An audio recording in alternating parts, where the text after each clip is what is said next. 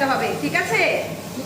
এটা তো back side আগে, বুঝতে পেরেছেন কি বলেছি? আগে ব্যাক সাইড, কারণ আপনাকে গ্রিল মার্ক আনতে হবে, কারণ এটা গ্রিল পটেটো, গ্রিল টমেটো, তাহলে গ্রিল মার্কটা লাগবে।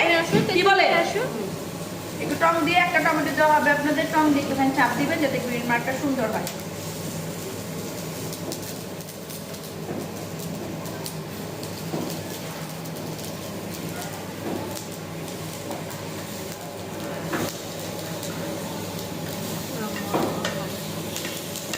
ওকে, it's called grill potato, sorry tomato.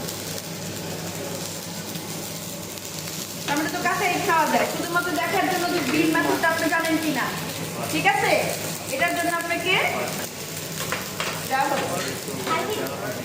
High hit বলতে যে 180-220। মোট কথা রোস্টিং আর গ্রিলিং এ গ্রিল মার্ক আর রোস্টিং মার্কটা জরুরি, মনে রাখবেন, ঠিক আছে? হয়ে গেছে গ্রিল পটেটো।